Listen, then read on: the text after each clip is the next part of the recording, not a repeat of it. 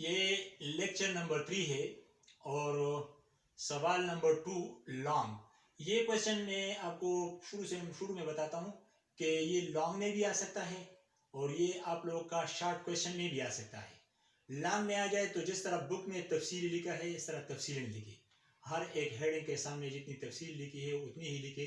یہ آپ لوگوں کے پرانے بکس والے نوٹ کر لیں 80 81 اور 82 پیج پہ اور 83 پہ آخری ٹاپک ہے ڈیم.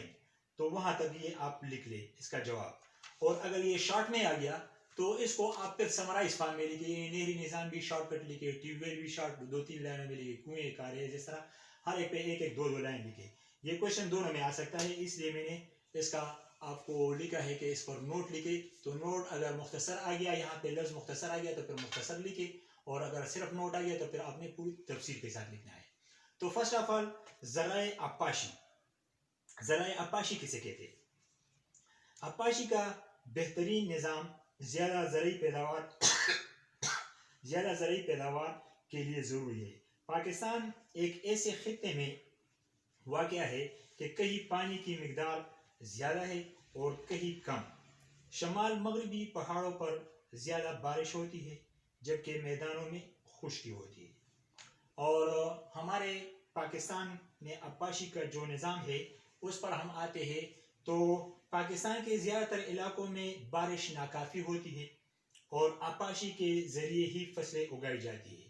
اب آبپاشی کے لیے جو ہمارے ہاں طریقے موجود ہیں اس میں نہریں ہیں, ٹیوب ویل ہے, کنویں ہے اور تالاب ہے, بیراج وغیرہ, یہ اور ڈیم, یہ ہمارے مختلف ذرائع ہیں جس سے ہم کھیتوں تک پانی پہنچاتے ہیں. تو یہ کھیتوں تک پانی پہنچانا اس کو آبپاشی کہتے ہیں. سب سے پہلے ہم آتے ہیں نہری نظام پر. ہمارے پاکستان میں جو نہری نظام ہے, یہاں آپ کے بک میں تو نہیں لکھا لیکن یہ نہریں 2 قسم کی ہوتی ہے. ایک کو ہم دوامی نہریں کہتے ہیں اور ایک کو ہم غیر دوامی نہریں کہتے ہیں, یا برساتی نہریں بھی کہتے ہیں یا نالے بھی کہتے ہیں. یعنی دوامی نہروں میں سال بھر پانی ہوتا ہے کیونکہ یہ ڈیموں سے یا بیراج سے نکالے گئے یا دریاؤں سے نکالے گئے نہریں ہوتی ہے, اس لیے اس میں پورے سال پانی ہوتے ہیں. جبکہ غیر دوامی نہروں میں صرف برسات کے موسم میں جو نالے بھر کر آتے ہیں یہ غیر دوامی نہریں ہوتی ہے. پاکستان کا نہری نظام جو ہے یہ دنیا کے بڑی نہری نظاموں میں سے ایک نظام ہے, اور ہمارے ملک میں ڈیم, بیراج, ہیڈ ورکس اور ان سے نکلنے والی نہروں کا جال پنجاب میں, سندھ میں اور خیبر پختونخوا میں بچھا ہوا ہے. جبکہ بلوچستان میں محدود پیمانے پر نہروں سے آبپاشی کی جاتی ہے کیونکہ وہاں پہ دریا زیادہ نہیں ہے. اس طرح ہمارے ملک کی زیر کاشت جو رقبہ ہے, زرعی رقبہ, میں نے یہ آپ کو کل بھی بتایا تھا 70% نہروں سے سیراب ہوتا ہے. باقی 30% جو ہے یہ ٹیوب ویل, کنویں, کاریز, بیراج اور ڈیم وغیرہ سے یہ سیراب ہوتے ہیں. تو 70% ہمارا جو زیر کاشت رقبہ ہے وہ نہری نظام سے آبپاشی اس کی جاتی ہے. اگلا ہے ہمارے پاس ٹیوب ویل. پاکستان میں لاکھوں کی تعداد میں ٹیوب ویل نصب کیے گئے ہیں.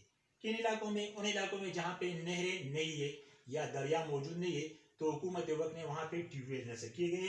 بلکہ یہ ٹیوب ویل تو پہلے بجلی سے چلائے جاتے ہیں, اب اس کے لیے جدید اور نیا طریقہ جو ہے وہ یہ سولر سسٹم ہے. سولر سسٹم ہر جگہ پہ آسانی کے ساتھ لگ سکتا ہے اور وہاں پہ بجلی کے کھمبے یا تاروں کی ضرورت نہیں ہوتی, بس وہ شیشوں سے وہ پورا دن جو ہے ٹیوب ویل چلتا رہتا ہے. تو پرانے ٹیوب ویلوں کو بھی اب سولرائز کیا گیا ہے, اپنے مختلف جگہوں پہ دیکھا ہوگا. تو پاکستان میں لاکھوں کی تعداد میں یہ ٹیوب ویل جو مختلف جگہوں پہ نصب کی گئی ہے اسے آبپاشی کے لیے استعمال کیا جاتا ہے.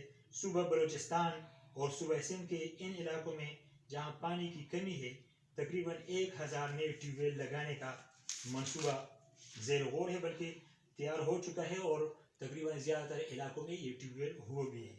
تو اس سے ہمارے جو آبپاشی کا نظام ہے وہ تھوڑا بہت بہتر ہو رہا ہے اور اس سے زرعی پیداوار میں بھی کافی حد تک اضافہ ہو رہا ہے. اگلا ہے کنویں. یہ کنویں جو ہے اس پر ریٹ لگا کر پانی نکالنے کا طریقہ بہت پرانا ہے, یعنی پرانے زمانے کا یہ طریقہ ہے. آپ کو کل بھی میں نے ریٹ کا تھوڑا بہت سمجھایا تھا کہ ریٹ جو ہے یہ ایک لوٹوں کا چین ہوتا ہے اور وہ کنویں پہ لگایا جاتا ہے اور اس کو ایک جانور کے ذریعے گھمایا جاتا ہے اس لوٹوں کو, اور لوٹ کے پانی بھر کر لاتے ہیں اور خالی لوٹ کے واپس چلے جاتے ہیں کنویں میں. تو پاکستان کے ہر حصے میں جہاں پانی کی زمین سطح جو ہے تھوڑی بلند ہو وہاں پہ کنویں کھولے گئے ہیں اور ریڈ کے ذریعے نکلنے والے پانی کو آبپاشی کے لیے استعمال کیا جاتا ہے. اگلا ہے کاریز. پانی کے ذخائر سے زیر زمین جو نالیاں نکالی جاتی ہے انہیں کاریز کہتے ہیں. یہ کاریز پہاڑ کے دامن میں اس حصے سے شروع ہوتا ہے جہاں زیر زمین پانی موجود ہو اور اس حصے میں سطح پر نمودار ہوتا ہے جہاں ہموار علاقہ شروع ہو جانے سے اس ہموار علاقے میں اسے کاریز سے آبپاشی کی جاتی ہے. آبپاشی کے لیے یہ طریقہ بلوچستان میں رائج ہے مگر اب زیر زمین پانی کی کمی کے باعث یہ طریقہ متروک ہوتا جا رہا ہے.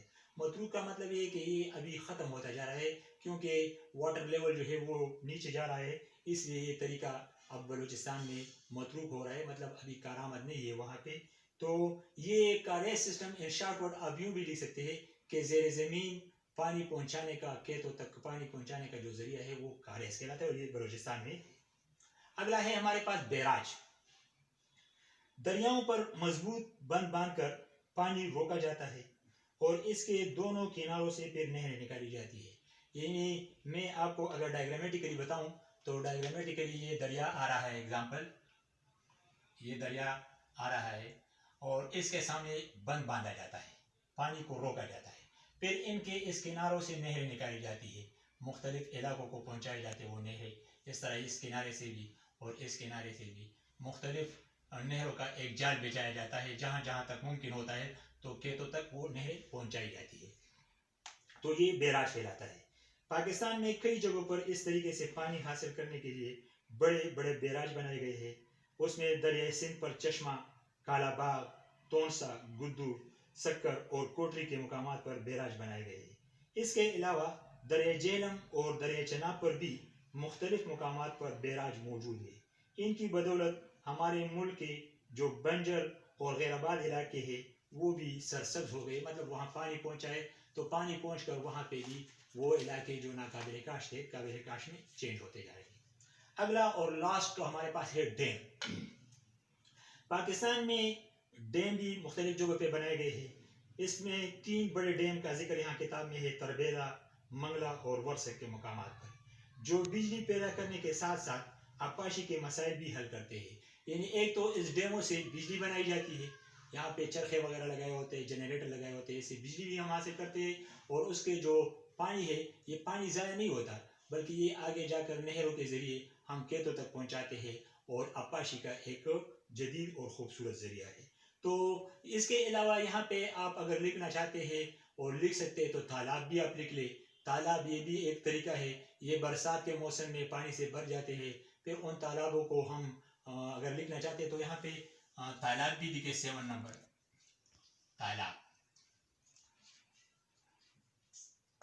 تالاب جو ہے یہ بھی جب بھر جاتے ہیں پانی سے تو بوقت ضرورت پھر کاشتکار یا کسان لوگ جو ہے وہ اپنے کھیتوں تک پانی حاصل کرنے کے لیے تالاب کا استعمال کرتے ہیں اور نالیوں کے ذریعے اس کو پہنچایا جاتا ہے.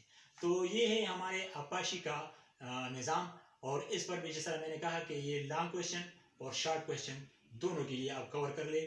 یہ بڑا امپورٹنٹ بھی ہے. کبھی کبھار اس طرح بھی ہو سکتا ہے کہ اس کا کوئی ایک پوائنٹ یعنی نہری نظام پر